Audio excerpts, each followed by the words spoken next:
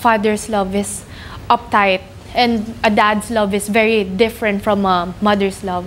Pero since military discipline yung dad ko, mas naging uptight pa siya na it became too much for us to handle, the both of us, me and my brother, my older brother. Older brother, yes. okay. Na hindi Sinasaktan kayo? Opo, physically abused. Physically abused kayo? How bad was that? Ano to, palo? Sinturon ba ito? Suntok? One time, merong 2x2 kasi he owns a construction company there. May makita siyang 2x2 nung nakita niya yon, sinaktan niya agad yung kuya ko, pinalo sa likod. Paaminin ni daddy, ang way niya sa akin, bigla niya akong nginudngud sa hugasan ng mga plato, nginudngud niya ako doon.